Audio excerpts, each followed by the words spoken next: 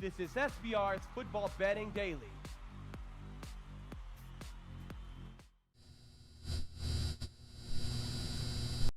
What up, football fans? It is Friday, November 23rd at 4 p.m. Eastern Time, which means it is time for the Audible. My name is Jimmy the Bag, and I'm beside, as always, the legend, Donnie Rightside. How you feeling post-Thanksgiving, Donnie? Yeah, watching a little football all day today. You got Tiger Phil on right now, so you got some good things adding up, but no better time to talk a little NFL football than what we're going to do this weekend, and certainly for today. We got the extended edition, so we got plenty of time here to spend, Jimmy. We absolutely do. Whale Capper will be joining us a little bit later than usual, but in time for the marquee games that will be happening Sunday night and, of course, the Monday nighter. We have a great group joining us. We have Vitalis, Carlos Ibarra, Sean Mick, Jim Foray, Adam Frendo, Cumbo, James Stacy. Twatty Latte, Aspire to a Late in the house, Greg 007, Nico, Matt Maddow, DT Duggs, Mza, Mr. Say 10. Let's get to business. First off, 3 big games yesterday. Lost my turkey parlay on the last one, which was the over. Some red zone troubles, red zone fumbles, called back pick sixes. Very upsetting. Wanted to pay for turkeys just like we did last year. We did not. Bears, Lions, Redskins, Cowboys, Falcons, Saints.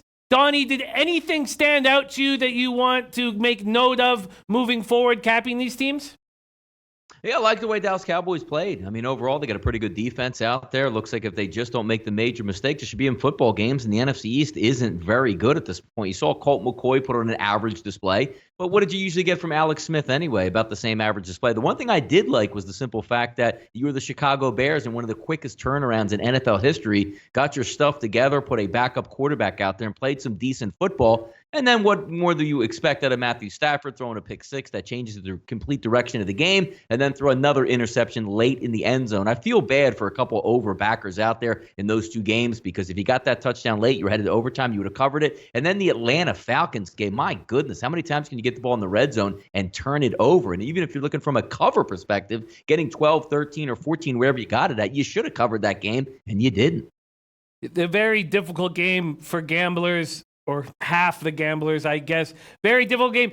Your call on the Bears was spectacular, saying that you would prefer Chase Daniel at -3 than a banged-up Trubisky at -4 was excellent work. Great job on that. Great job on that call, making SBR followers and our friends cash wonderful. I agree with you. The Cowboys are looking good. Amazing that at first, when they made that Cooper trade, I thought, what a blunder. First-round pick would be much more helpful to this team. But it looks like it's going to work out, and that Marinelli defense is rolling. Dak looks okay. He's playing fine, which is, I guess, quite a nice thing to say about him after all the horrible things I've said about him over the last little while. I actually thought the Falcons showed a lot of potential. I know they're now 4-7, but they looked against a very difficult Saints team. I liked what I saw from them. Yeah, they'll get the reload next year. I mean, it hurts when you lose, half of your secondary after basically the first quarter or first game of football this year, and then you lose Deion Jones, and that compounds it, and you lose, forget Devontae Freeman. They have one of the best 1-2 punches in football. You can use them similar in aspects to what the Saints do with both Ingram and Kamara, and you lose that as well. And look, Matt Ryan just hasn't lived up to the hype this year, but I don't know if it's more of coaching or you have so much talent out there and you can't get it done in the red zone. It just seems like that same script continues to write each other. But that was a tough football conference, tough division that they were playing in. And, the NFL's a year parity. Some years it's just not your year with injuries or bounces. Looks like that was that type of year for the Atlanta Falcons, Jimmy. Yeah, absolutely. And Nico saying Falcons potential maybe next season. Definitely. They are in trouble right now. Let's begin. Let's get started. We have my record now. It was not very good. Actually, I made money. I lost 100 on the parlay. The only bet I made was the Cowboys -7. But I did give the Redskins team total under a bet that I couldn't get at my book. I could only get it at under 16.5. I wanted the 17. And then I also didn't make the bet on the over because my parlay was live to it. So I didn't want to If it went over, I was going to make $420, so I didn't bother on that, but ended up 1-2 on my record. Don't like it, but let's fix it right here, Donnie, and let's start with Jaguars at Bills. Open Jags -3 and has stayed. The total opened at 37.5. Friday, on Tuesday, it stayed at 37.5, and then on Friday, it's dropped another half point. We had quite a difference of opinions here. I was very interested in your feel or your move that you liked, and I know things change from Tuesday to Friday. That's what's great about doing the show twice a week. You liked the over, and I found it very appealing that you were on it, and it got some blowback from the chat. Josh Allen is good to go, as is Chris Ivory. Josh Allen will be going against an extremely dangerous defense. You got Calais Campbell at front, and then Miles Jack, Telvin Smith, linebackers that can, with such speed and the ability to do so many different things for you. And then, of course, Jalen Ramsey and A.J. Bouye. Looking at this remaining 6 games, Jaguars are playing some bad football teams. The Jaguars could run the table. I don't know if it'll be enough to get them in the playoffs, but they could run the table. Only 2 teams, the Texans and the Redskins, have winning records of the final teams that they're playing. Washington doesn't have their starting quarterback. They could get 5 or even 6 wins. I'm not sure if it will happen here, though. Right away, we're having Greg 007 say, will Jags have a letdown after that Steelers game? I was leaning towards the Bills on Tuesday. I am a little more hesitant about making that move. In fact, I find what you said about the total more appealing than backing the Bills or even taking a side here. After 3 days of thinking, seeing the market go down a half point, are you still feeling the over in Jaguars-Bills, Donnie? Yeah, if you're going to hang a 37 out there, I don't care if I'm playing quarterback, I'm going to bet myself and bet the over because it doesn't matter. It doesn't matter if it's 10-0 at the halftime. A couple plays here or there send these games into the stratosphere and at least give you a chance for the total. If you're betting under 37, you better hope both of these teams just run the football right up the middle and just churn and burn clock, which we know is not the case. If you have 2 good defenses, which you do, sometimes that is a little bit of a detriment to the total because you're 3-and-outing the other team within 2.5 minutes, or you're forcing turnovers. You have a rookie quarterback with a rocket arm, which is both good and bad. Hey, maybe he gets a shot off deep. Maybe he throws a pick 6, which is a quick, points that can be put up on the board. Blake Bortles, he's going to be good for a couple turnovers. Will also be good for a couple touchdowns. So I never would advocate betting in under 37. I think it's ridiculous if there's a total in the 30s that you just don't auto bet the over because we've seen a team with Nathan Peterman that we talked on Tuesday's show against the Bears. They couldn't get a first down to save their life, and that game ends up in the 50s. And then you're putting Matt Barkley out there against the New York Jets. Oh, going to be a little windy. Matt Barkley's out there, and, these 2 teams have good defenses. That flies over the total. So one team is usually going to outperform what you think their expectation is going to be. But looking at the game, actually as the week goes on, I'm actually leaning a little bit more Bills here, getting the points at home, just because the fact is I'm not really sure what I'm going to get out of Jacksonville, how hungry I'm going to be from a Jacksonville side. You have a rested Buffalo team. As long as they can come in somewhat healthy, they should be in this football game because look, the Jacksonville Jaguars do have a good defense, but their offense is suspect as hell, and you're going on the road, and you're going to have to win this football game outright with road Blake Bortles. It's hard to do. Very hard to do. What an ugly performance he's coming off of. 10 for 18, 104 yards. Fournette did look good. Jim Forrest says Bills beat Jags. Payback from last year. The Sports 78. Great spot for Bills. Sprinkle that money line all day. And then others do not agree. Twatty Latte. Jags easily cover this. Jags will cause turnovers on Bills' side of the field. I heard great reports about Josh Allen, what he's looked like in practice. Supposedly he's just looking excellent out there, making all the plays. Matt Mado says big day from Fournette. Are you going to make any move on a side here? Or are you going to just continue studying it? I'm a little uncomfortable. I agree with you. But I think I like the Bills a little more on Tuesday than I do today. And I think I'm going to really focus on that total and going over the total. I think that's a nice place to be at. Are you going to make any moves on the side here, or are you going to keep studying? Yeah, I'm probably not going to end up making a move on the side because there's a lot of things that you hate. You want Jacksonville, and you say, okay, they're getting, they're negative. They're -3 on the road at this point. So not only do they have to win, they're probably going to have to win by 4 or 7 points. Blake Bortles is disgustingly bad on the road for the most part. And then you flip it over and say, hey, let's bet the Buffalo Bills. Oh, yeah, a rookie quarterback coming off an injury. And they can say all they want. Boy, he looks great, but maybe he's a little bit rusty coming into the football game, not playing for so many weeks. There's too many coin flips on actually taking a side. But, what are we looking at here as a 21 to 17, and you're going to cash this ticket? That's nothing in the NFL. That's nothing in the NFL. More appealing the longer we talk about it. And the longer we talk about it, the more uncomfortable I am with the side. Let's see. Capper John says, I would lay it before I would play on Buffalo. Buffalo is not an option.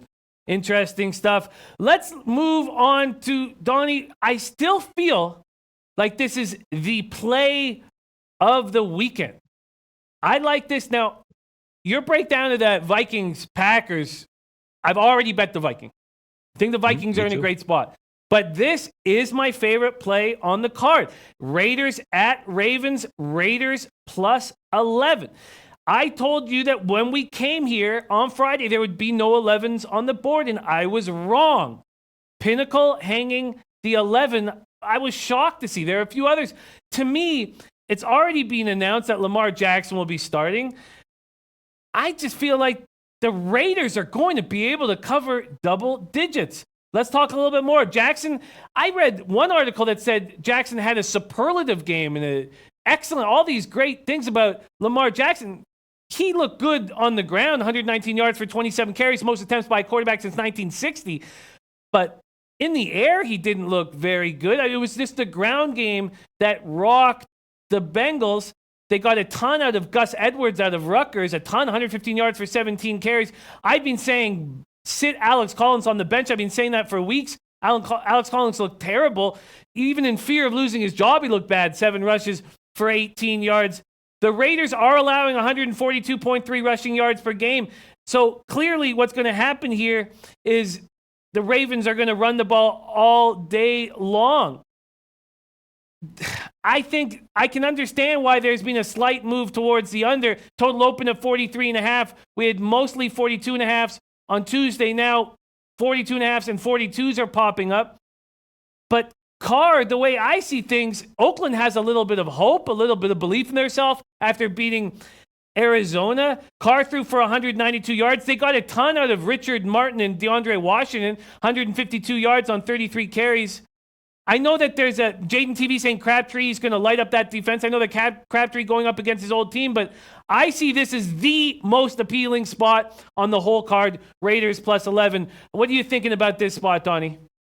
Look, if you're laying double digits in the NFL, you better give me a real quarterback. Don't give me a running back. Don't give me a wide receiver. Don't give me a kid that you can maybe get a couple packages in the game and he can expose the other team in 3rd and 1 and run read option. If you're going to cover double digits, you better be able to throw for 300 yards. You better be able to do it efficiently and keep the defense off his toes. If we're going to go and say, Jackson's going to run the ball 25 plus times again, they're not covering double digits. That's not how you win big. You can win in the National Football League, as you saw him win the previous week, but you're not going to win big. You have to, moving the football up and down the field, those big strikes, those deep plays, that's not happening with Lamar Jackson. And look, they don't want him to do that. All they're asking for him to do is, look, just continue to beat these teams in front of you. Bad football teams at home, we should win these games. It doesn't matter if we win by 1, 3, or 4. It's great. We get a rookie in there. He's going to do just enough to give us the win. We're going to limit the playbook. We're not going to extend it. If we're up 7 points in the 4th quarter, we're going to look to hand it off and run read option as opposed to put the kid in bad spots where you would want to extend it and win by 14 and win by 17 and cover these numbers. Having a kid like Lamar Jackson who's not ready to be a quarterback in the NFL, who's going to look more to run than not, the Oakland Raiders should be game in this football game. It shouldn't be a blowout by any stretch unless Carr just absolutely folds and gives the ball up 3 to 4 times, maybe 2 going back for an interception, and you give up 1 on special teams. But Lamar Jackson laying double digits is ridiculous. That shouldn't happen in the NFL. He's not a quarterback. I agree. And when it was announced that Lamar Jackson was going to be the starter, I thought, oh, wow, now we're going to see 9s, 9.5s, 10s at the most. And still seeing Pinnacle still hanging the 11 surprises me.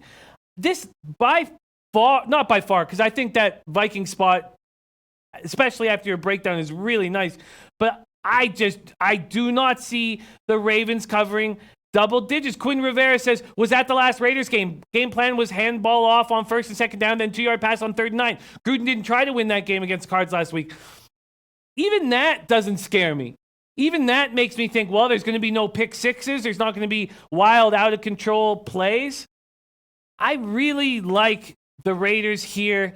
Theodore McIntosh joining us. Thank you so much. Parabellum Recondo says Ravens get 2. Not entirely sure what that means. But to me, I don't think... Maybe interceptions, I guess? I don't know. I don't know. I don't think this should be a stay-away game. I think we should jump all over the Raiders. I have not made a bet over 1 unit for all year. I've only bet 1 unit plays on NFL games all year. And in fact, I was only going 3/4 of a unit until I started rolling. And this one, to me, I'm thinking of going a little bigger. The only interesting thing here for us, Jimmy, is that you always want to see when you have a downtrodden team like the Oakland Raiders, sometimes they don't want to put injured players in harm's way, especially if they don't think they can actually win the football game, behind this. They're always going to say they can win it, but behind the scenes. Like, you got guys like coming up, like, is Jordy Nelson going to play? Is Hudson the center going to play? Is Osemele going to play? Worley a cornerback? Are they going to put these guys out there? Because that's the only issue where if you're going to be down like 2 offensive linemen against the Ravens front 7, they're a physical bunch up there and can really get to a quarterback like Carr. That's the only worry. But if they're going to come and say, hey, you know what? Offensive line's intact. We're as good as we're going to be, as healthy as we're going to be. I like the play. I like it too. I bet 1 unit a few days ago, I believe after our show on Tuesday, and I'll wait. That's a very good point. I'll wait to make sure that the offensive line is intact. Do you have any feel on the total in this game? I mean, look, I'm going to stick the same thing we said last week. If Lamar Jackson is my quarterback, this doesn't say shootout and let's hurry up and let's have 4-play drives for 80 yards and a touchdown. This says I'm Lamar Jackson. I'm going to run read option. It's 3rd and 4. I'm going to get 5 yards. I'm going to throw a tight end screen. I'm going to throw a running back screen. It doesn't scream like this game's going to be full force. And we know the Ravens have a good defense and they're going to play very well. And Oakland doesn't have the greatest offense. And you're going to have a game plan that comes into the game, Jimmy, that says, look, we have a young quarterback back there. Just put him in a good position out there. Let's keep him ahead of the sticks. Let's run it on 1st and 2nd down to make 3rd and shorts. That plays to an under. So I don't really like the over because, again, one side doesn't really have a quarterback playing right now. Yeah, the under is becoming more and more appealing the longer we talk about it. Parabellum Recondos is my man, Philip Age. This is his Army account. Much love. Thank you for joining us, Philip. Love your breakdowns. DT Doug says the Ravens are the play. There is no question. Matt Mado giving a 24-10 final score, but Walter Balin's got my back. He says Raiders are bad against the pass, but Jackson is going to run. Take the Raiders. I like the under. I don't know if I like it quite as much as the Raiders. This is my favorite play on the whole card. Let's keep rolling along. Niners at Buccaneers. I love the breakdown we had on Tuesday. Open Bucks -3. On Tuesdays, there was -3s, but mostly -3.5s. Now, money's been coming in on the Niners. The -3s are at plus money, which is very interesting. The total opened at 54. We talked a lot about Mullen's first road game, even though we love what Shanahan can do off the buys and the Niners coming off a bye and what he can do, the magic he can do with quarterbacks. We were liking the under, and I was afraid to bet it all week. It's just a tough thing to do, Niners at Buccaneers, but Reuben Foster's going to be healthy, and the market has made a move to the under. It was mostly 55s on Tuesday, now 54s, and Pinnacle is hanging a 53.5. Mullins was incredible in that first start, that thrashing of Oakland. 3 touchdowns, 0 interceptions. But then, just like we said, he came back to earth. We were both on the Giants. We cashed on that. 250 yards, 1 TD, 2 interceptions in that loss. Now he gets his first road start. They thought that Garcon was going to be there to help him. Now we don't expect to have Garcon in the lineup. Breida looks like he's going to be healthy. It's been a while since we've had a healthy Matt Breida. But for me, I think it was a mistake not going with our gut and taking the under when we broke it down. And I don't think it's too late. And judging, maybe the market move is going to actually give me a little bit of confidence. I'm still leaning this way, and I'm still uncomfortable for a side. I don't like Jameis Winston at all. And I think when you're preparing for Winston, it's one thing when Winston comes off the bench and you're preparing for Fitzmagic because they're so different. But when you prepare for him all week, I think you can get in his head. We know how bad he is in red zones. How have you felt after sitting on this game for a few days, Darnie? No, I'm still the same. I'm still the same on it because you're looking at 2 bad football teams. So if you're going to take a side, it seems like a coin flip. But then again, at least you have a dyed-in-the-wool veteran, so to speak, in Jameis Winston. He should be able to move the football against the San Francisco 49ers. You're going to lose O.J. Howard, which is a nice combination guy over the middle, similar to what Evan Ingram does for the New York Giants. But you're still Deshaun Jackson's going to play in this football game. Mike Evans is going to play. Godwin, Humphreys. There's still a lot of options and outlets that you can go with the Tampa Bay Buccaneers. And also on their defense, you get Vinny Curry back this week to try to aid that pass rush. We'll see if JPP seems like he's questionable every week, but does play. Levante David, is he going to come back in this game? That will be a nice little playmaking linebacker. But it gets back to the original point, Jimmy. Not a lot has changed in this game since Tuesday for me. You're going to take a rookie quarterback in his first career start on the road and say, go out there and put up a lot of points. Can he do it? Tampa Bay's defense, sure he can. But I'm just going to trust that it's not 45, it's not 44 and a half, it's 55 points that you're going to have to in order to get this win. Can Jameis Winston go boom or bust in this football game? Yes, he absolutely can. But this game comes down to Nick Mullins. He's still a rookie. I don't know. He's green behind the ears. You're expecting him to make just about every play to hit this total, and I'm going to bet he doesn't make every play in this game, which lends me a little bit less scoring. I'll still sit on the 54. I still like the under in this game, Jimmy.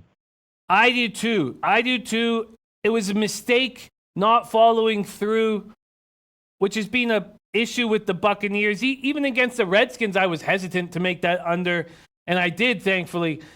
But I'm going to do it here. Twatty Latte having our back on this play, liking the under. Sean Mick saying, with Winston starting, I like a defensive TD. You can get plus 175. That's a nice prop. Nick O is liking San Francisco -3, saying Winston is terrible. I am going to take the under here. I guess I just needed to sit on it to have a little bit more confidence, but this will be a play I will be making. Also, it helps having O.J. Howard out. It helps a great deal knowing that Winston's going to have to go deep or just little dink and dunk passes, because we saw even with the Redskins still that a tight end who can make big catches is just a go-to guy in this NFL. And we saw it with Reed and the Redskins.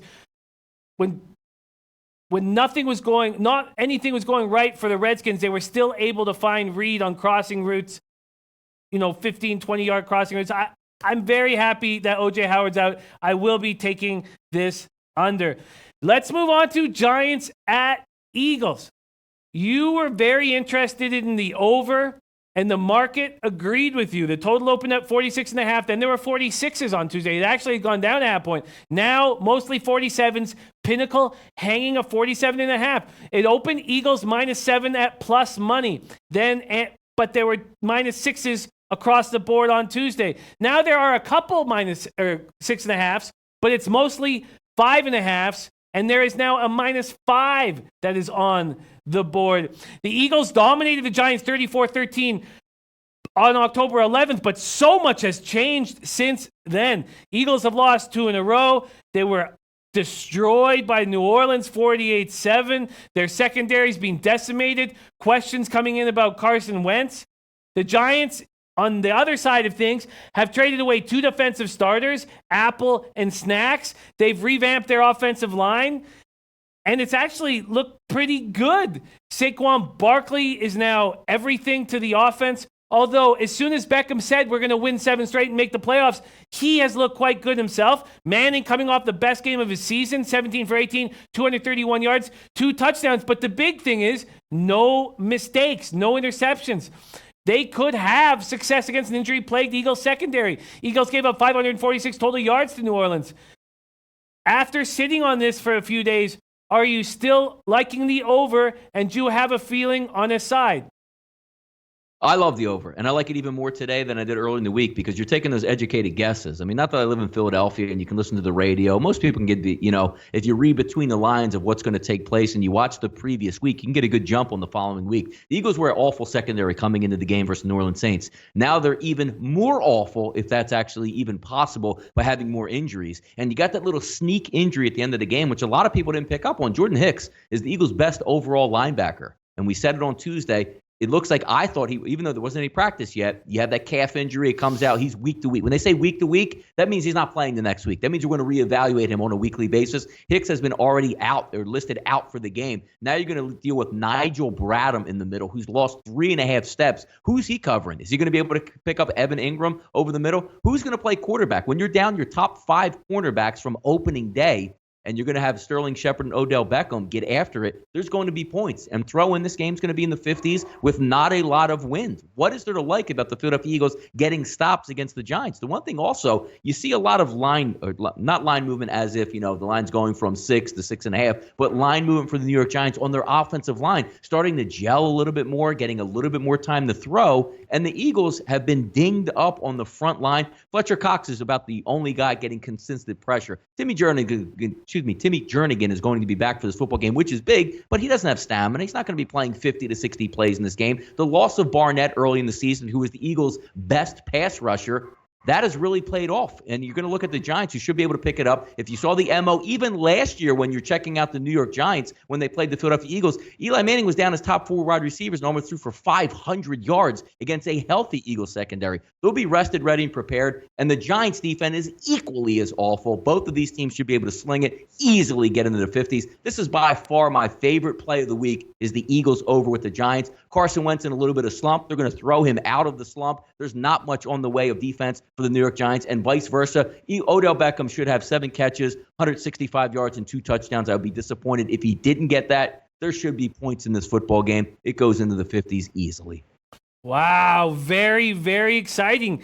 Early on in this card, you've heard our 2 favorite plays. My favorite play, Raiders plus 11. Donnie's favorite play, the over in Eagles-Giants. A lot of people liking it as well. My man Matt thinks the Giants cover the plus 6. Robert Weimer says, yes, still like the over. Greg 007, how many injuries Philly dealing with since their last game against the Giants? A ton. Adam Frendo says, this really seems like a spot the Eagles put up 37. Quinn Rivera, Giants with the points. Moshe Bograd, my man Moshe saying, over definitely the play. Who's stopping who? Sean Mick, same thing, same deal. Everybody liking the over. It feels like this is a spot that we should jump on now. If all of us are liking this over, you are not going to see 47s for very much longer. Are you going to be staying away from a side on this one, Donnie? Yeah, I don't like a side either way in this one, because I could see the Eagles rebound, because just, if you take history over the years, Eli Manning is just an awful matchup for some odd reason. The Eagles just absolutely own the New York Giants under Eli Manning, and I do think that the Eagles snap out of it, but do I want to trust it? Look, if the Eagles are healthy in the secondary, I'm like, man, the Eagles are going to get right in this football game and get after it. But what has shown anything that the Eagles are going to get right? If you're not getting pressure on Eli Manning, he's going to be able to get the ball out, and there's nobody to stop it anywhere. So from a side perspective, I hate the fact that the Giants can't beat the Eagles no matter what the scenario is. But then again, I'm not going to lay the wood with the Eagles after what I've seen, right? You need some stops at least to get, healthy out there. You're going to have to win this game by a touchdown if you're the Eagles. What it's shown you, they can stop anybody and win by a touchdown. Dom Ricci, who follows these New York teams very closely, says Giants started giving Eli protection last 3 weeks, and look at their numbers. Speaking of which, do you feel the same way about Jamon Brown and Spencer Pulley, right guard and center, moving into that offensive line? Have you liked what you've seen from them and that? Yeah, they were a wreck. They were an absolute wreck, Jimmy. Yeah, they were a wreck before. And if it's not working, you got to start trying different things, and you're trying younger players to put them in there. Anything could have been better than the first 6 games that they lined up at offensive line. I think they're finally starting to gel, getting into that rhythm, and having some success always helps with that. I think it's going to be decent. I think the Eagles will get pressure on Eli Manning. Eli Manning's going to be a nice boomer bust. He's going to throw some touchdown passes, and he's going to throw some interceptions. So you get the best of both worlds here. I like it, and I'm going to jump on that as soon as possible. I do not think these 47s will be around for a while. Great breakdown. Let's get that cash. Move on to Browns at Bengals. Bengals have lost 2 in a row and 4 or 5. They've beaten the Browns 7 straight times. The Browns have lost 25 straight times on the road. A loss Sunday would tie the Browns with the Detroit Lions of 2007 to 2010 for the longest road losing streak in NFL history. Now, the big question, and I'd love to hear what you have to say about this, is Hugh Jackson. How much of a help, and let me add a couple things before I go back over to you, but how much is Hugh Jackson going to help this Bengals team? He was hired as a defensive assistant on November 13th after getting fired by the Browns on October 29th. The Bengals are still holding out hope that wide receiver A.J. Green will return to the lineup, but he still has not been practicing. Nick Chubb will be running. We know that for sure. The question is, can Greg Williams have this Browns team firing off of a bye? They're pretty healthy. The Bengals did not look awful against the Ravens. Mixon was non-existent. The running game was non-existent. And the big Hugh Jackson question hanging over this. Right away, I look at the chat and see Nick O, Browns win outright. Theodore McIntosh, Browns are a new breed. I think they will surprise. What do you think here, Donnie? Browns at Bengals. Yeah, tough game, isn't it? I mean, you take a look and you say, do you want to bet the Browns? Because, again, we're putting in this, area where the Browns have to win this football game to probably cover. You're not taking the Browns here because they can keep it close and maybe lose by a field goal. That doesn't make any sense. You're expecting the Browns to win, but it does come back to a couple key injuries. Is that secondary going to be healthy? Is the linebackers going to be healthy? But also just getting an update from today, A.J. Green downgraded to doubtful on Sunday. That's huge for that offense because that opens up that other dimension where you have to roll your coverage over and you can sneak Mixon out of the backfield and do whatever you need to do underneath of A.J. Green. Take him out of there. It gets a little bit harder to score, as we can certainly see from this perspective. You know what? It's funny. I see like the chat box and you talk about, I don't want anything to do with the Browns, but there's something to be said about Hugh Jackson being out of the building and then being on the opposite side. Like, what's Hugh Jackson going to say over there? Are they going to pick Hugh Jackson's brain on how to beat the Cleveland Browns when he's completely inept, when he was the head football coach of making the Browns do anything correctly? Hell, he's probably doing a disservice to the Bengals on defense, trying to teach them what the Cleveland Browns do right on offense. They're probably going, dude, you ran some of the dumbest schemes I've ever seen in my life and had some of the stupidest play calls that I've ever seen. What kind of help is he? Are people capping this game saying Hugh Jackson just went over to Cincinnati? He's going to give them all their signals out there? He doesn't help one iota. And you know what? It's crazy. I'm actually leaning towards the Browns in this instance because of the Hugh Jackson factor, that he's now a career loser and he's back on another side with Marvin Lewis. And I got a laugh that said Hugh Jackson is coaching up the defense. What goes on in this world? I wish I was an NFL coach because apparently you just get in where you fit in and make bank in there. That is what it seems like. Some funny stuff coming in from Theodore McIntosh saying that Hugh Jackson must be a part of some secret coaches society. This opened Bengals -3. It's stuck there. And then on now we have -2.5. You can still get the threes at plus money, but cash is clearly coming in on the Browns. And if you look at our chat, new, right? You see why. You see absolutely why. Yep. Jay Chris has got Browns +3.5. Dio Brando, Browns live dog money line. But the Sport 78 is on the other side. Says you won't find a better spot for Cincy. Browns coming off a bye with a blowout win over Atlanta. They'll come in overconfident and lackadaisical. Lay the points with Cincy, but he's the only one. Sean Glass, Cleveland all day. Greg 007, Bengals defense sucks. This may be the time that Cleveland picks up their first road win. Moshe Bograt, loving Cleveland here. What are the Bengals playing for? Cleveland is trying to grow a young core. This total opened up at 48. Then on Tuesday, we had 47s and 47.5s and 47s. Then come Friday, it's still going down, 46.5s, 46s. Do you see what the market is seeing? What do you feel about this total, Donnie?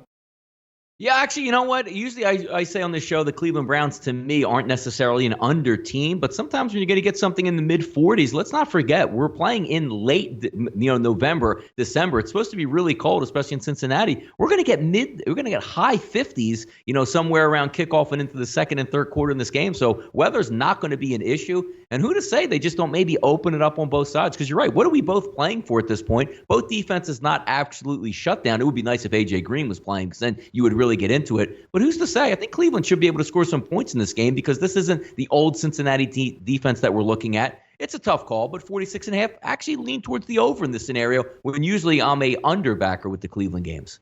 Interesting breakdown. Jason Finley saying A.J. Green might play.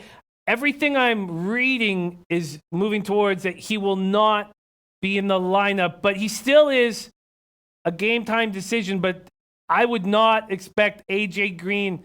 And if you are backing the Bengals, I might wait to find out. Wait till the very last minute. Sean Glass says if A.J. plays over, I like it.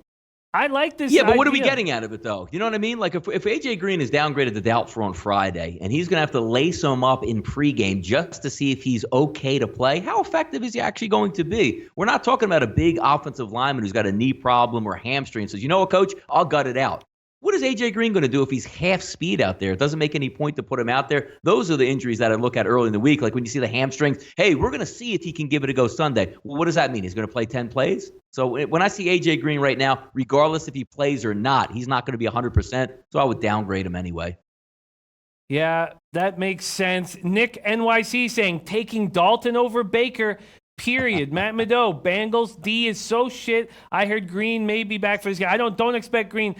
Wow, I think this is a great breakdown. I still am very hesitant about backing Imagine that. the Browns. You got to take Marvin Lewis and Hugh Jackson, or you got to take, Greg Williams on the other side, and they're the Browns. I mean, it's an amazing thing. It's why we have fun capping these games. It's craziness. Yeah, absolutely. It's fun, but very hesitant to back a Browns team that's lost 25 straight times on the road. But I can understand what you guys are seeing, and I really am finding that over interesting. Very, very interesting. Great breakdown. Let's move on to the New England Patriots at New York Jets. Jets 2-3 at home and have announced that Sam Darnold will be out. So we get to watch more magic from McCown. Wow, is this sad for fans of football? McCown, 17 for 34, 135 yards, 2 picks in Week 10's blowout loss to the Bills, averaged 4 yards per attempt, not a single receiver caught for 35 yards. Now, we watched him do some nice things last year, and I expect him to be better. I mean, how could you be any worse? But this Jets team has lost 4 straight games in the last 4 weeks. Since scoring 42 points against the Colts, the Jets have scored 43 points. And New England coming off a bye, coming off an embarrassing loss, adding Gronkowski to the lineup. Oh no, this is scary, scary stuff for Jets backers. Open Patriots -9.5. There were some -10s on the board on Tuesday. Now it's almost all 10s, a few 10.5s on the board now. I expect that number to go up. The total opened up at 46.5. Now we have 47s and 47.5s. We know that the Jets are going to have a very pedestrian offense. When I saw the total go up, I was a little surprised and not something I was going to back. I can't wait to hear your breakdown now after sitting on this and knowing that Sam Darnold will not be starting. Donnie, Patriots at Jets.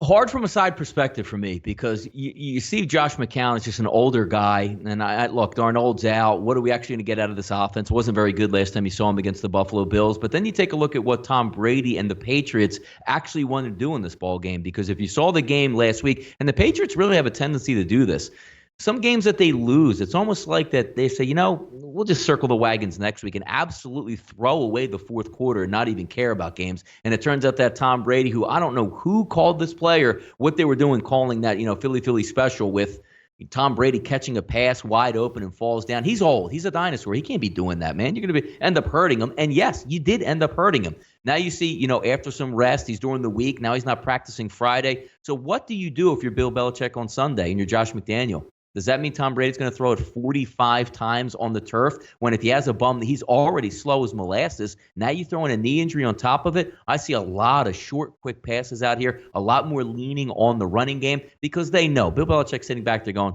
what do the Jets have to offer? Are the Jets going to hang 24 points on us on Sunday? I don't think that's going to be the case. Let's burn that clock. Let's make sure we have some scoring drives, but keep them at an arm's distance. I think that 47, the under, could be a steal in this game. Normally, I like New England as an over, but if you're going to have a banged-up quarterback in a game they should easily win as is, with Josh McCown on the opposite side, I don't think if you're Tom Brady and the Patriots, you're going to be, putting the pedal to the metal, so to speak, going no huddle and making sure that you're getting all your reads and staying in the pocket that extra 2 seconds to launch a deep ball. I just think they slice and dice the Jets in this game. I think the clock burns, and I can see one of those type games where it's 24-10, 24-14 type final where that under comes in easily here.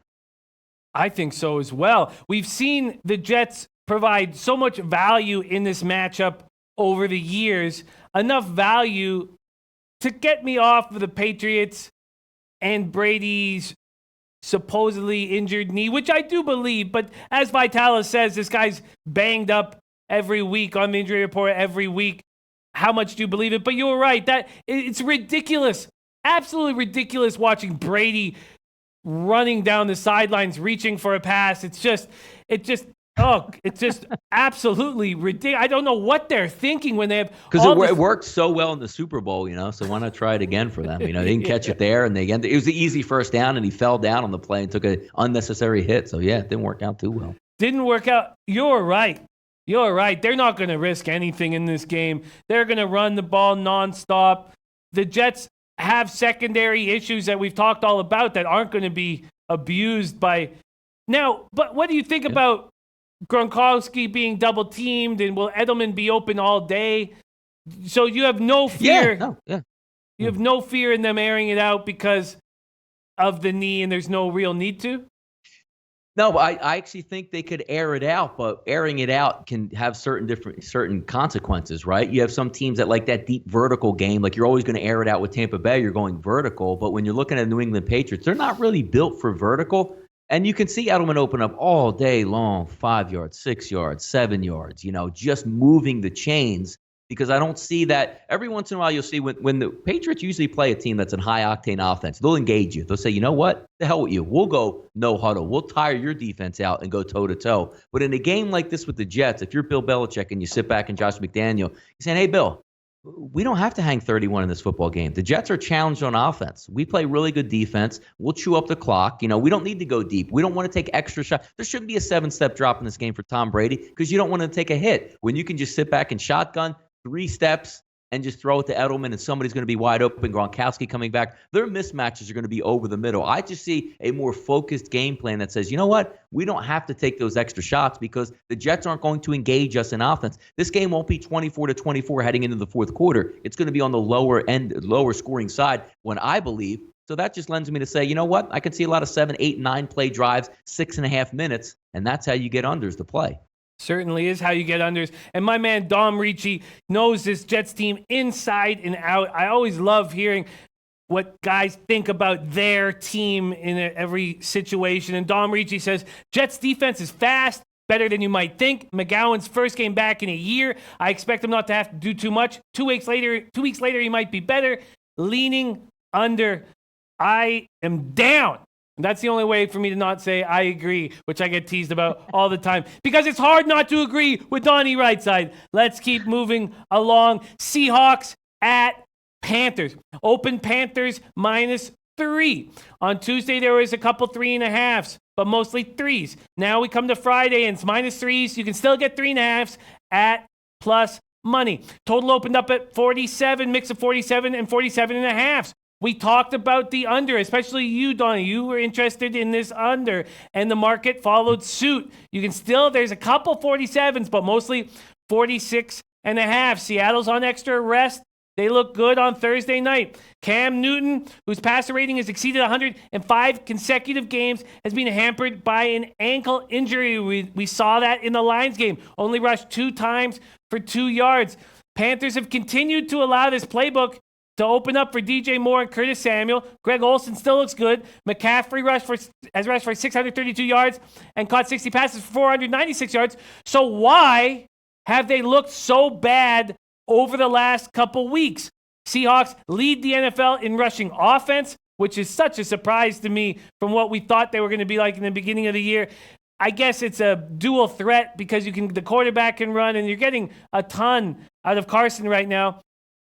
They held the Rodgers and the Packers to 3 second-half points last week, and thanks to a dominant pass rush, they also got 5 sacks.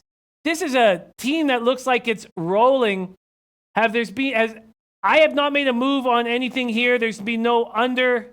I haven't made a move on the side, and I'm not very comfortable on the side. I may be more comfortable after you break down what's going wrong with the Panthers. Seahawks at Panthers, Donnie.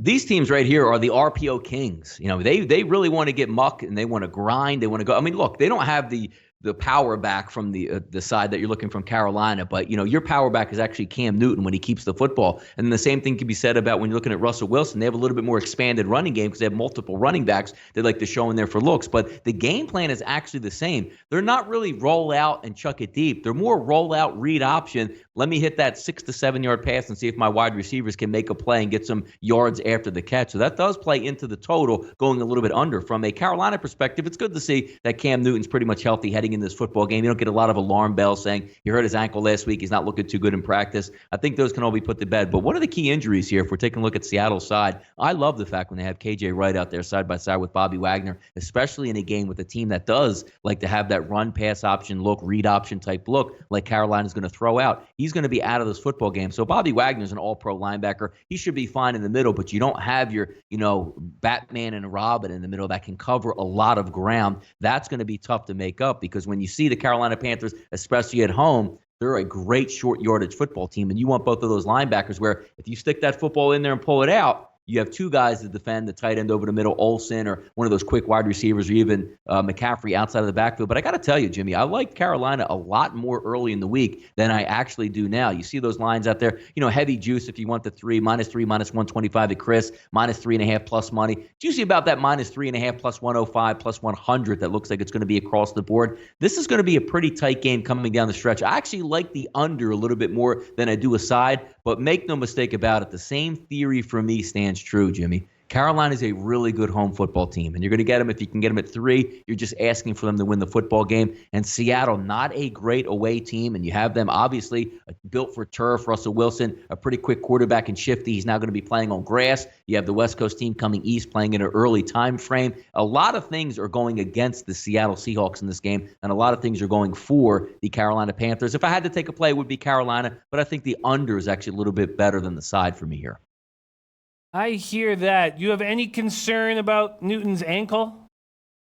No, I haven't gotten anything that's going to really, because again, we're not looking for Cam Newton to break long runs. As long as he can stand up in the pocket and be somewhat elusive and make those, 4 to 5 runs that he does per game, that's all you need out of him. And I haven't gotten anything that says, boy, he's going to be real limited in this game, so buyer beware. I think he'll be fine. He usually plays really well at home for the most part. He does. This is a squad that's gone 5-0 at home, as David Stewart is letting us know. Adam Frendo says Panthers at home are so much better. Theodore McIntosh saying Seahawks have had trouble closing games. Russ too active, looking to extend the play. They beat a shitty Packers squad. No respect for that one. But I guess I hear that. Theodore McIntosh says I want to teaser Carolina and the under. Interesting stuff. Matt Mado saying under is a good play in this game, Donnie. Agreed. And the market's followed suit. It's gone down about at least a half point or a point in most books since Tuesday. I like that breakdown quite a bit. Let's keep rolling right along. We have the Cardinals at Chargers. Chargers have not been known to handle these double-digit spreads very well. It opened Chargers -13 at plus money. On Tuesday, we had -12.5, 12s, even 11.5. You said on the show that you still like the Chargers in this spot because they can, I don't want to put words in your mouth, but basically you broke down the Raiders game, how if the Chargers can hold down a team defensively, they can cover double-digit spots, and the market completely agreed with you. It's now -13 across the board. The Chargers were on a roll. Now they have to get their momentum back after that 23-22 loss. Cardinals have looked terrible, lost 4 of their past 5, and they're coming off a loss to the lowly Raiders. But man, the Chargers are in tough. You finally get Bosa back, and you lose Corey Liuget for the rest of the season after a week after losing Denzel Perryman for the season. Anybody with future bets on the Chargers has to be uncomfortable. Thank God Bosa's back, because that's 2 huge losses. Looking at this game, we know Rosen is just awful. 9 for 20 last week, 136 yards, 3 TDs, 2 interceptions against a very weak Raiders defense. And that only looked good because Kirk took a couple short passes and went for a run with them. Chandler Jones is playing well. The Chargers should be angry, but are these injuries going to be too much to overcome, Donnie? Cardinals at Chargers. Do you still like the Chargers here as a 13-point favorite? I do. I still like them. And the one thing, there is a little caveat on that, which you always have, which you try to take a look at the other side. If Melvin Gordon, which he's been banged up quite a bit this year, but seemingly, in the game playing healthy, and what are they going to get from Austin Eckler should come in and do a fine job as well. But this just comes down to, Jimmy, a bad offensive team going on the road. And you could just tell the way these styles would match up here, because I think the Chargers, whether or not Melvin Gordon is 100% healthy, they're going to be able to move the football and score points. This game just screams to me 27-10. It really sticks out, because if you're betting the Arizona Cardinals, are you really just betting under the notion like, boy, I think they can keep it close? Does anybody out there think the Cardinals can actually go on the road here and pick up this win outright? So what you're saying is you're just going to take the Chargers because it's a lot of points, and you're going to hope beyond life just to hang on in this football game and see if you can get some points. Because if you think that the Arizona Cardinals can score over like 14.5 points, then you're probably going to get the cover. But I'm not so sure they can actually do that. I think the Chargers defense, even though it is a little bit banged up, this is the Arizona Cardinals we're talking about. They don't have much. They have David Johnson, a rookie quarterback, an old man at wide receiver, and Larry Fitzgerald. They make a play here or there, but that's not the norm for them. I just think the Chargers will settle in here and do whatever they want on offense. I think they keep them at arm's length in this ballgame. I think Phillip Rivers snaps back. That was an embarrassing loss last week. I think they step it up this week. And again, if I put a score on this game, 27-10 makes so much sense here. It does. It does. Rivers, just bonehead decisions, has to be angry coming back. Melvin Gordon did not look good last week for the first time in a while, and there's talk here in the chat from Moshe Bograt that he is questionable. When I try to break down everything that went on in the Cardinals game, I can't trust them to put up any points, even though Johnson, second nice game in a row, 25 carries for 137 yards. In saying that, I'm very interested to see that my man Twadi Latte likes the Cardinals Chargers over when everybody else in the chat is liking the under here. This total opened at 44, and on Tuesday it actually had gone up. There were 44.5s and 45s. Now it's back down. It's mostly 44s, but 43.5s have come on the board. Do you like the side better than the total, Donnie? I like the side better than the total. I do think it's going to go under, but I don't have any question that the Chargers are going to win this football game. Like when you look at like some of the games, the hot, quote unquote, higher scoring game in their last 5 games, it's because Denver put up 45 and they only put up 10 points in that game. When you're looking at offenses, 61 yards on the ground, 69 yards on the ground, 88 on the ground, 94 on the ground. It's not like they can throw their way to a victory here. If you're looking at Arizona, 128, 166, 233, 154. That doesn't play all that well. And look, the Raiders aren't an overall really good football team. You're looking to play it more closer to the vest if you're Arizona, maybe hang around early. But once you get down, 10-0, 10-3, 14-3, you have to expand your playbook. And with a rookie quarterback, that usually doesn't equate to something that's really exciting. And Arizona's moving on, just looking to make fundamental changes and see how they can play the rest of the year and get a good draft pick. When you're looking at the Chargers trying to make a playoff run, this is one where I think they can really just sink their teeth into, get right, and win by double digits here, which, again, you're going to have to win by 14 or more points. I think they can get that done. I mean, break it down to its common element. You don't think the Chargers are 7 points better per half than the Arizona Cardinals on the road? I think they are, and I think they get the job done. How do you feel about the Chargers moving forward without Perryman and Lugit? Yeah, that's going to hurt. But, I mean, look, they somehow stick around every game. They can't get any kicking game to save their life. It'd be amazing if they actually had, if you sent over Justin Tucker from the Ravens, you just put him on the Chargers. They probably have like 4 or 5 Super Bowls by now. That's how many points that this team has blown. Going forward, I do like them. And it doesn't help that Perryman's going to be out. But I think Bosa can make up for it. But you're built on offense here. As long as that offense stays healthy, they're going to give a lot of teams trouble. I like it. I need to see. I feel like I really need to see this Chargers defense with a healthy Bosa and no Perryman and Lugit. But I can see where you're at. Absolutely see where you're at. And look who I see there shining oh man, that looks like a nice area. Are you on Sunset Beach, man? Are you Venice Beach? We have Whale Capper joining us. What a treat. Thank you so much for joining us. Whale Capper, how are you and where are you?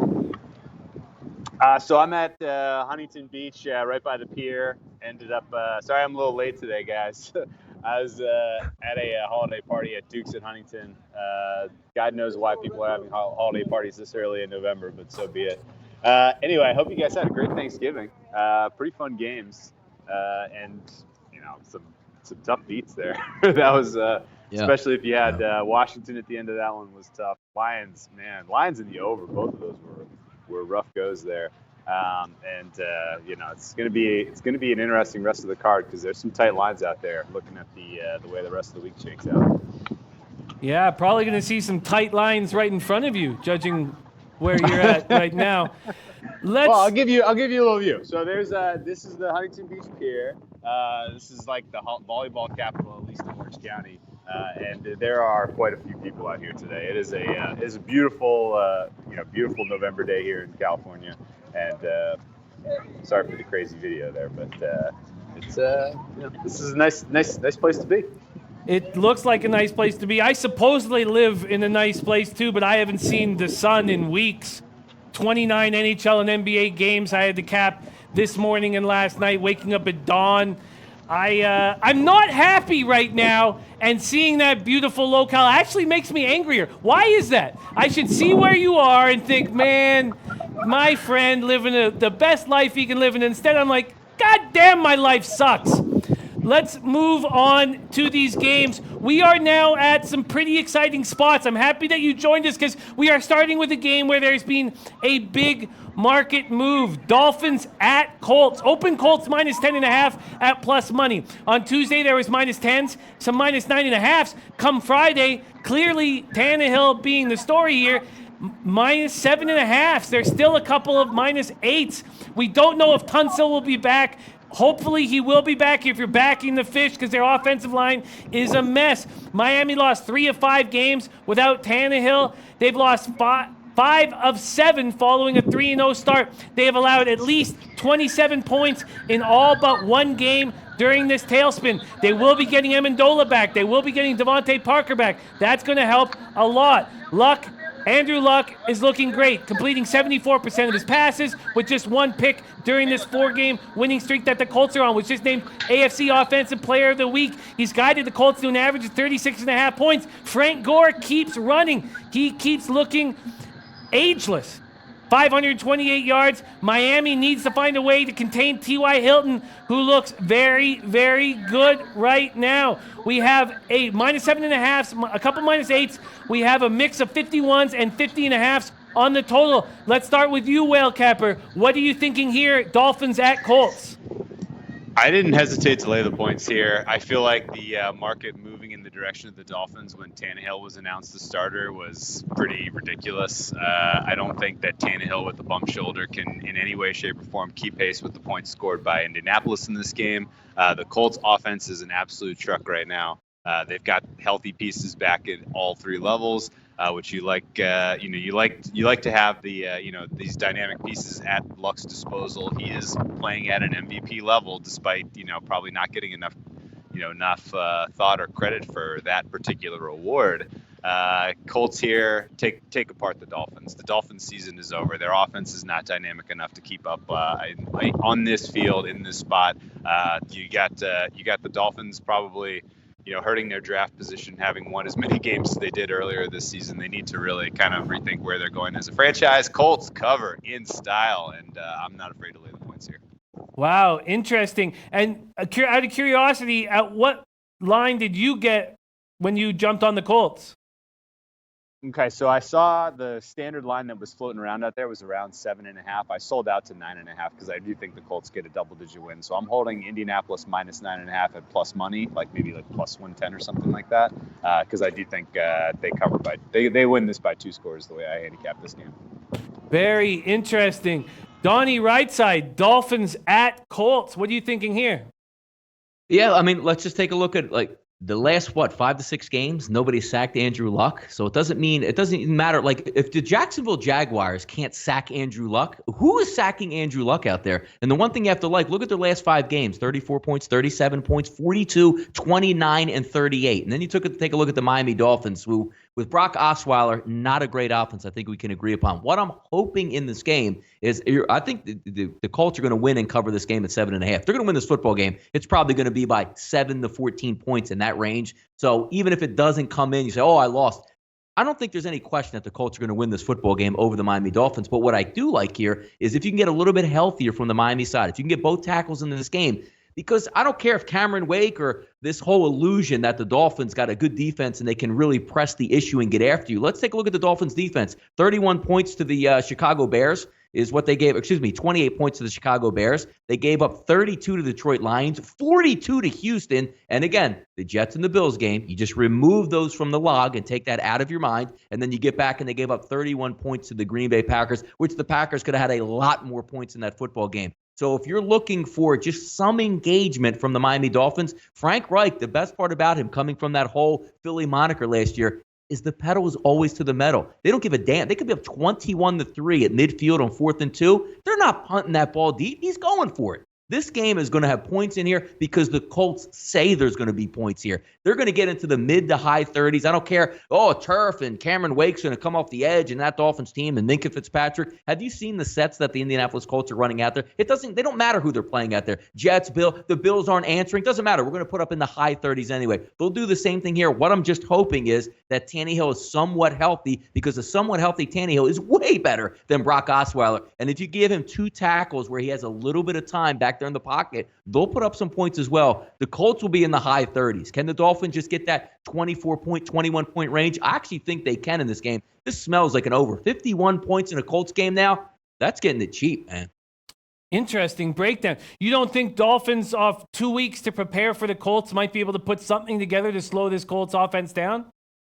No, I don't think the defense is going to matter because I just think the Colts are that hot. Like if you're telling me like the Colts are going to come out in this game and score 21 points, I would be flat out shocked if that's the case. But I like the healthy conditions for Miami on offense where they can get some pieces back where they can combat, because I think the Dolphins can put up points when they're down 14 points, 20 points. I think they can get those junk points. But again, it gets back to my original point here. The Colts say this game is going over because they're going to be pedal to the metal the whole way. If they get 21 points or less, the Colts, I'll say, you know what? Credit the Miami Dolphins. They're a lot better than I thought they were. But I would be shocked if the Colts aren't in the 30s in this game.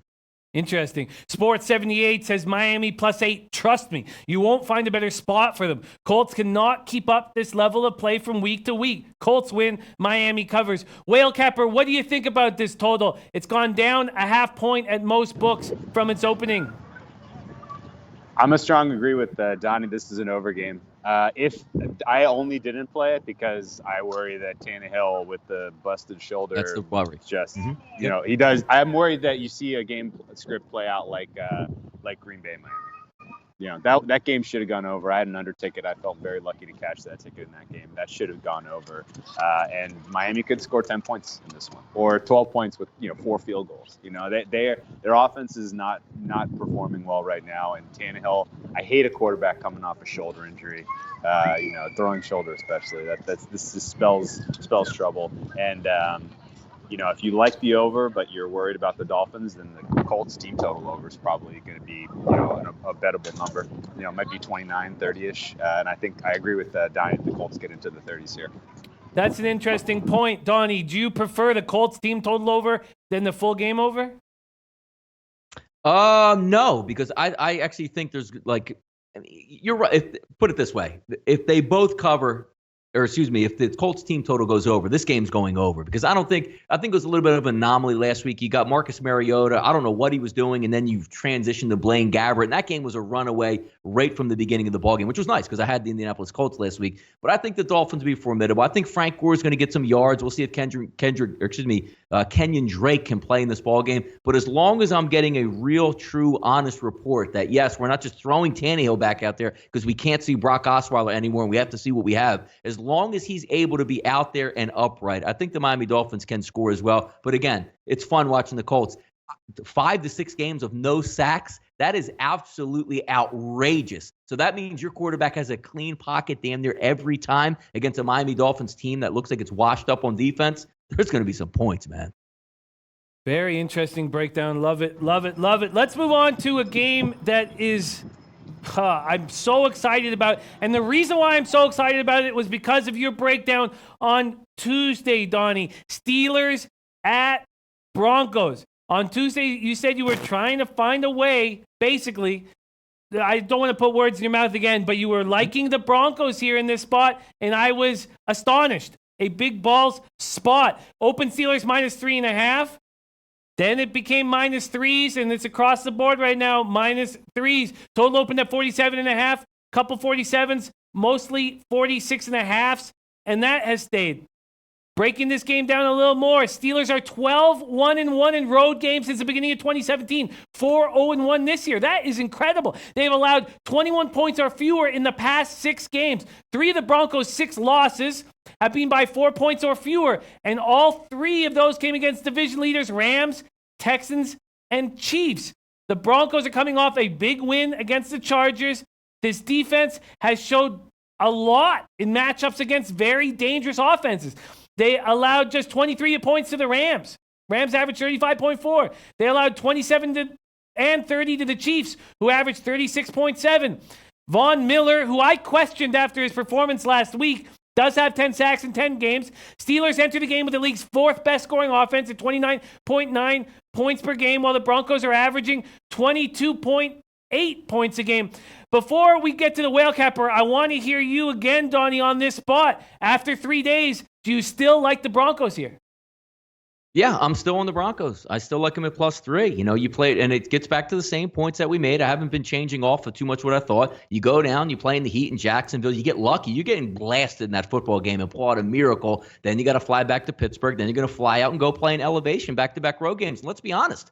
What have the Steelers really done on the road? Have they destroyed teams on the road? Have they taken them apart? No. If you can go up and down the schedule. And the one thing I like, I'm not a Vance Joseph guy. I'm not a huge Denver Broncos guy. I'm not a huge Case Keenum guy. But the numbers are the numbers here. Against elite competition in the NFL, the Broncos are playing you right down to the wire. I mean, look, 4-point loss to Kansas City, 3-point loss to the Rams, 7-point loss at the Chiefs. You know, Houston's a decent ball club on a hot streak, 19-17. The Chargers, they went on the road and beat the Chargers last week when the Chargers, headed for a nice 7. Hey, we're going to challenge the Chiefs now if the Chiefs can slip up. They play top-tier talent right down to the wire, and who's to say they're not going to do it now? If the Steelers do win this ball game, it's not going to be a runaway. I think they're going to be in it right up to the end, and I'll take the points here. I'll go against the public.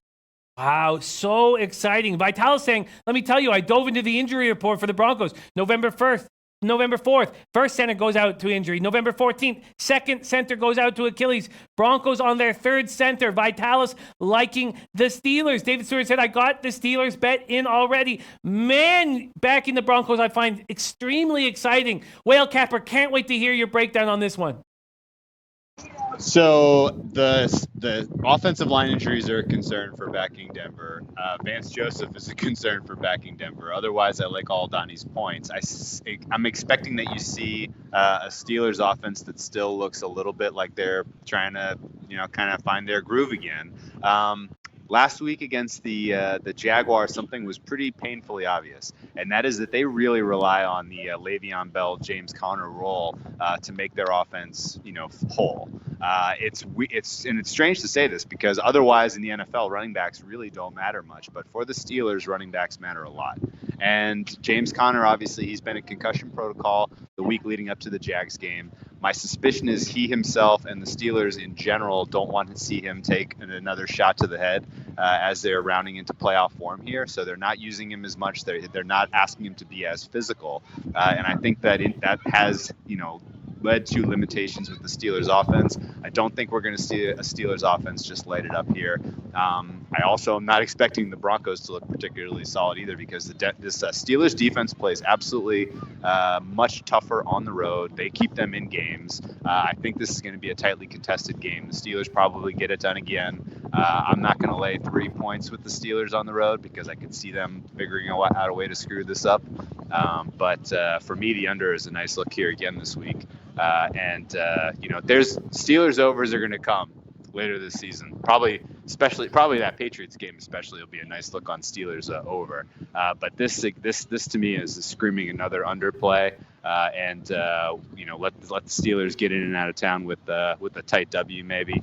But I can see Donnie's points, and I can see wanting to grab the points here with the Denver team that fights till the last whistle. But the likelihood that Vance Joseph does something dumb to cost him the cover is a little too high for me to hold the Denver ticket. Interesting. Donnie, what do you think about the under that Whale Capper's liking?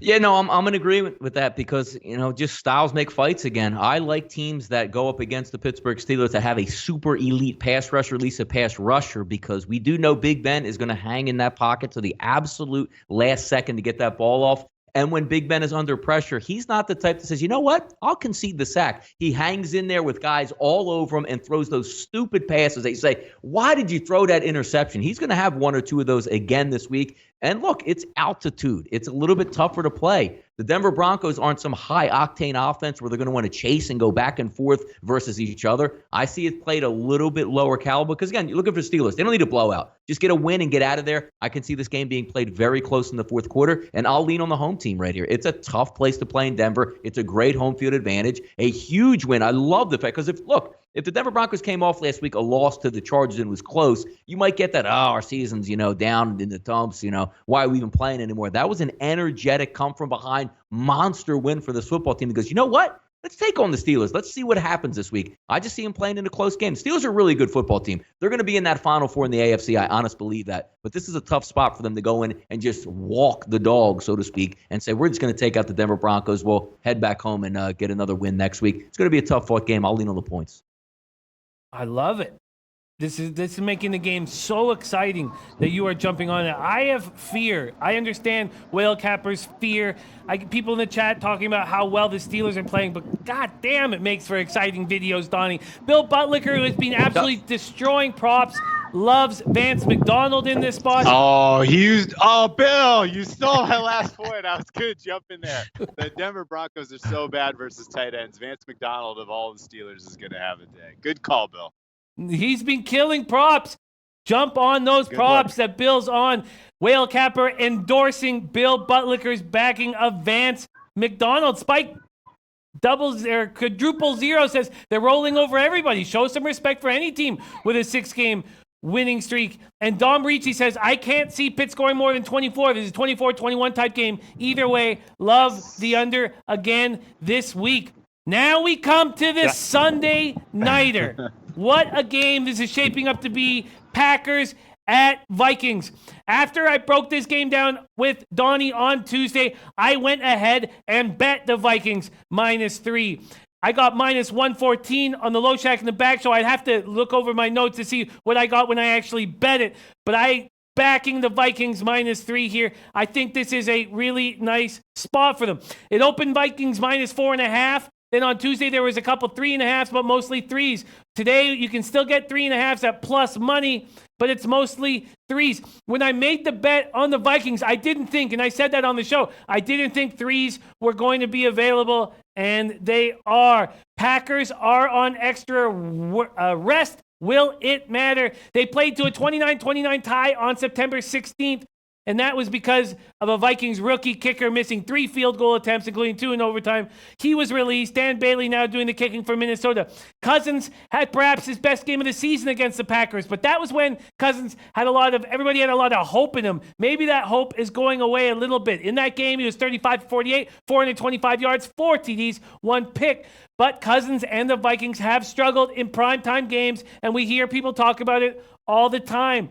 Cousins is 4-12 in prime time games.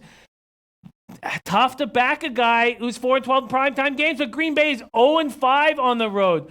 Rodgers has a nice touchdown to pick ratio at 19-1, but his 2 touchdown and no pick game against the Seahawks was not enough. Diggs and Thielen will be doing damage to this Packers secondary. We don't know who is going to be back entirely because this Vikings team needs Anthony Barr rolling. They have Xavier Rhodes back. We don't know about Sendejo. Why don't we start with you, Whale Capper? When we talked on Tuesday, when I talked with Donnie on Tuesday, the Vikings team total over was also something we were interested in. I only made the move on Vikings -3. Whale Capper, what do you see here on the Sunday nighter? So I've been back and forth here between Green Bay as a money line play at plus 150 something and the over 47.5. I think both are pretty good looks. I think both of these teams are going to score. I think this is going to be a pretty competitive game.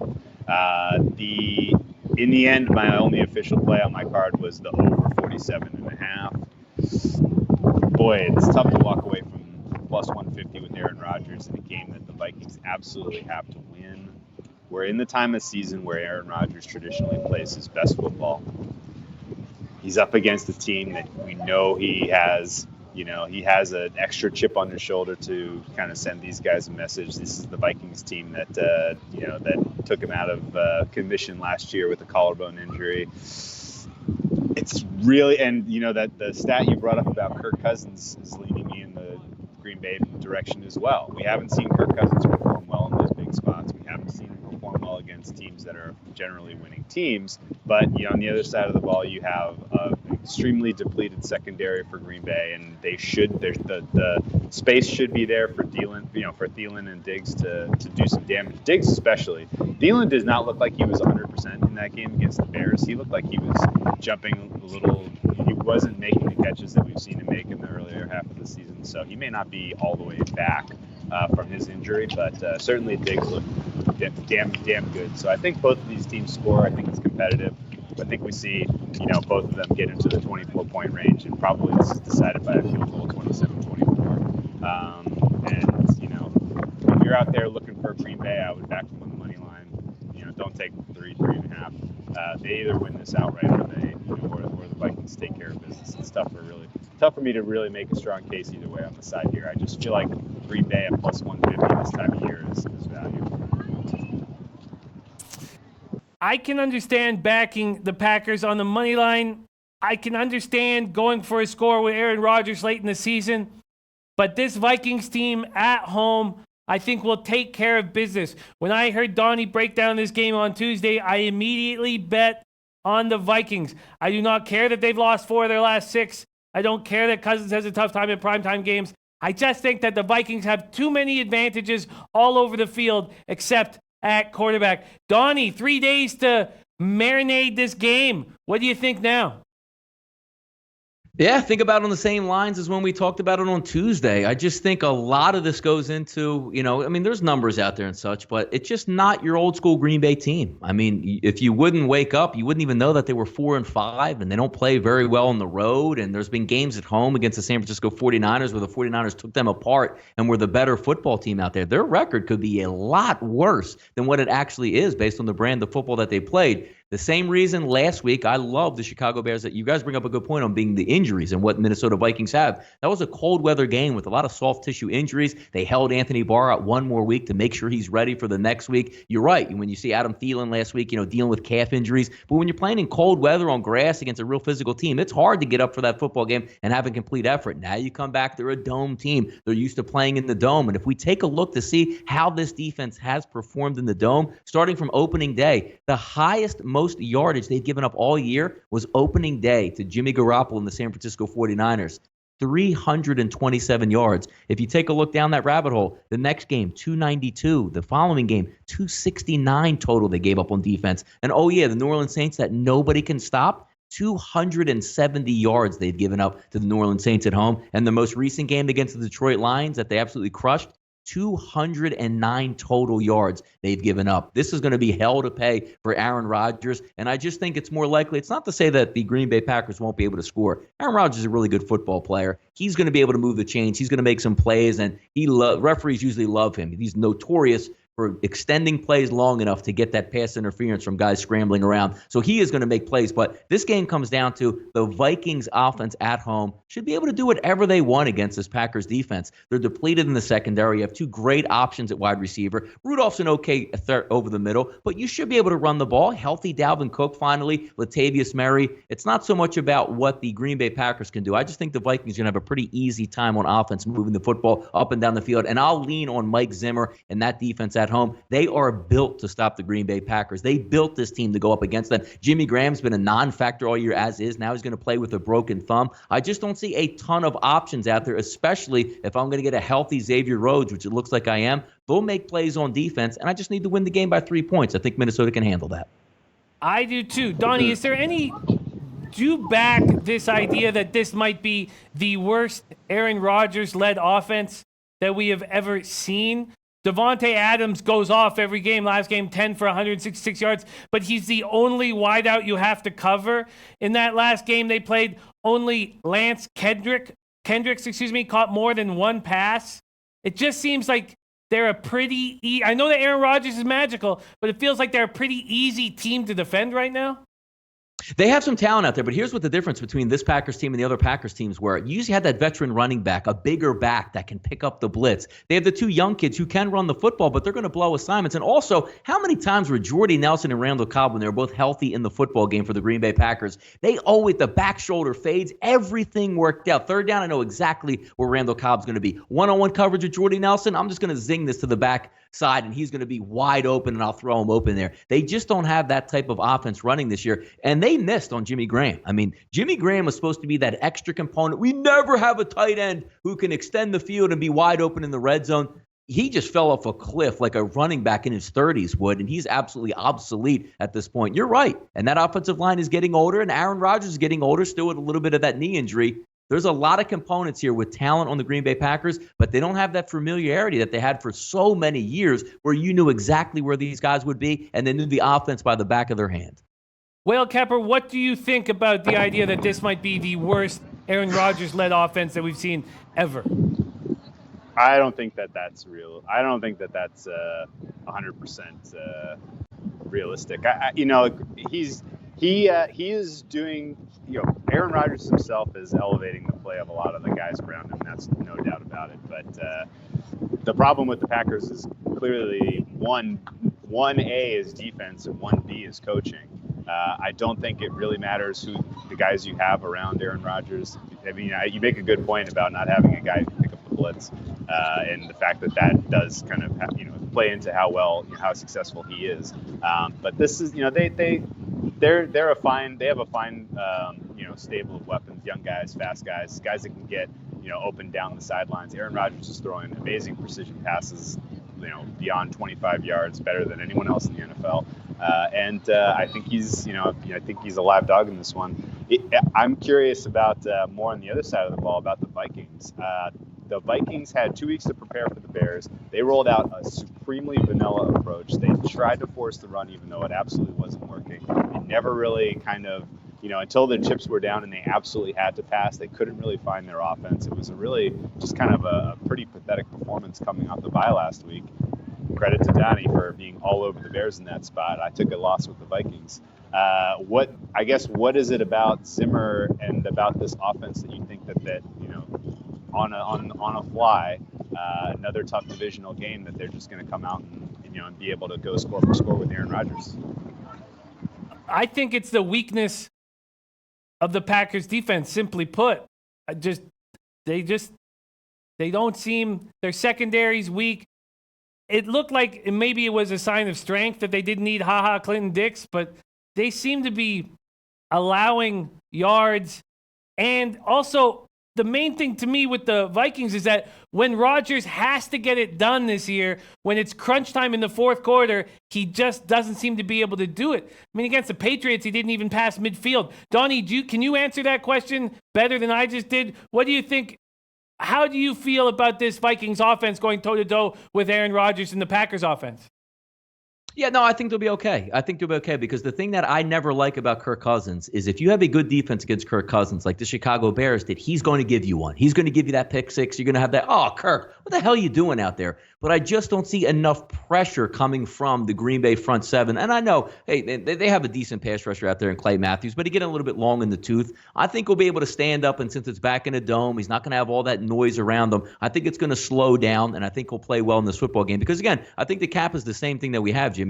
Not so much about Aaron Rodgers and let's shut him down and hold the Packers to under 300 yards. I just think the Vikings will be able to move, I don't want to say with ease, but methodically up and down the field, field goals, touchdowns, not very many 3-and-outs, when I think it's going to be tough for the Packers to do vice versa against that Vikings defense at home. That's what it comes down to me for. I don't think the Packers are going to get embarrassed like 41-17 or 41-21, but I just think it's one of those games where I think the Vikings are the better team all the way through and win by 7 to 10 points. I like it. I'm on the Vikings already. Let's move on to our Monday Nighter, Titans at Texans. A lot of worries about Mariota's health, and for good reason. The Texans dropped their first meeting against the Titans in Week 2, 2017, in a game missed by Marcus Mariota. Titans quarterback Mariota limited to individual work at Wednesday's practice. He says it was a stinger pretty much. Basically, it's one of those deals again with your nerve, and the feeling down my right arm wasn't totally there. So it was one of those deals where you have to wait and see for the nerve to calm down, and things should be good. My God, that sounds horrifying. The guy can't feel his hand. Why is he so comfortable? How many blunts is this guy smoking to not feel his hand and have no worries? They say it's not related to the nerve injury he suffered in the season opener, but it must be. After starting 0-3, Houston's reeled off 7 straight wins, hold a 2-game edge in the AFC South. I am very concerned about Mariota, much more concerned than he is. Titans coming off an ugly 38-10 loss. I do not like what I'm hearing from the Titans side of things, and now going into Houston. Let's start off with you, Whale Capper, the Monday Nighter, Titans at Texans. Yeah, I agree with you. It sounds bad. All that said, this feels like an over spot. This line is so low. These two teams can score on each other. Maybe most noteworthy note that people aren't really talking about, Dean Pease, the defensive coordinator for the Titans, really kind of got that unit going pretty strong. Strong performance in the second half against the Cowboys, strong performance against the Patriots. And Dean Pease has been limited with a weird medical issue. He hasn't been spending time preparing with this team. I don't think Mike Vrabel is a good defensive coordinator. I could see the Titans giving them points here. And the question is, backs against the wall, can the Titans get into the 20s? It's going to be tough. We saw obviously they weren't able to get enough points to get the overhang against the Colts, which absolutely stunk. But this on Monday night with a little bit of extra rest in a game that means an awful lot for their hopes to make the playoffs. I still think you're talking about they're going to be able to get into the 17-20 point range, which to me means this is an overlook, because I think the Texans get into the 20s pretty comfortably against a defense that's missing their leader in Dean Pease. So this is another overlook for me. And if I had to choose a side, I'm probably going to grab the points with the Titans, because I feel like whoever has the ball last kicks a field goal and wins this one. And if you're going to give me, as many points as they're laying right now, and Marcus Mariota trots out there, and he can be in any way, shape, or form some of the dynamic play we've seen from them in the second half of the season, then I think the Titans are probably live in this spot. Interesting. The game that sort of, the way you break it down, sort of reminds me of that Dolphins-Texans Thursday nighter that went way over, because Texans put up 40 when the Dolphins put up 20. Now, Tennessee's defense much, much better than the Dolphins' defense. This line opened up Houston -7. Pinnacle's hanging a -5.5, but it's basically 6s across the board. But this total is low. Open at 41. We have 41.5s basically across the board. Donnie, Monday Nighter, Titans at Texans. Do you feel like there's an angle at this point? I need to see a little bit more out of what Marcus Mariota is going to bring to the table. If he's upright, mobile, and can, execute some simple plays, I think Tennessee is probably going to be the play here. I've just never been a Houston backer, especially if you're going to ask Houston to win by 7.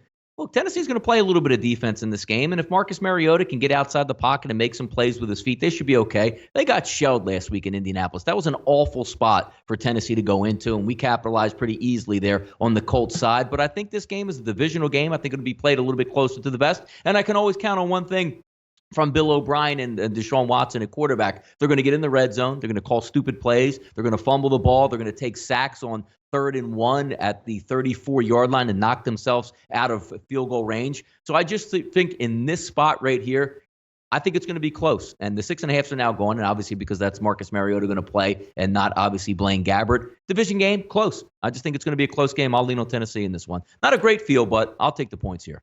We have more time to break this game down as it's a Monday Nighter. And Donnie, you capitalized on the Colts. I took it in the drink hole with the Titans. Not only did I take it in the drink hole, but I put $150 on the Titans to win the division. So it's basically like a double loss for me. But congratulations, Donnie. Congratulations on your successes. This Titans defense Let me ask you this, Donnie. Is this a defense that you trust moving forward? The Titans defense, I like the Titans defense. I think they have some good components. Can get after the pass rusher, have some good linebackers and a decent secondary. But it always comes back to the offense. Like, what do we get out of Tennessee? Like, sometimes they can look like a nice machine. Say, you know what? Look at Marcus Mariota getting that feeling back in his arm, rolling out of the pocket. Looks like they can do some things. And then you get last week's first half versus the Colts when Mariota was healthy, and you're saying to yourself, what is this offense doing? But I guess that's the growing pains that you have when you don't really have a dynamic wide receiver. You're unsure of which is your better running back or actually what to do. Dude, you have a running quarterback. They should take like a Photoshop of the Carolina Panthers offense and say, Marcus, do you think this offense can work from you? Some RPO reads. We'll get some fast wide receivers out there. Or do you just have these big-boned wideouts and, who knows what we're going on at running back? And I really don't want to be a running quarterback. It seems like an offense that's stuck in, we don't really know what we have or even how to use what we have. Yes, I hear that. Bill Butler says Mariota just needs a massage with a happy ending and he'll perk right up. He's not the only one, Bill. The bag is chock full as well. Whale Capper, I have a question for you.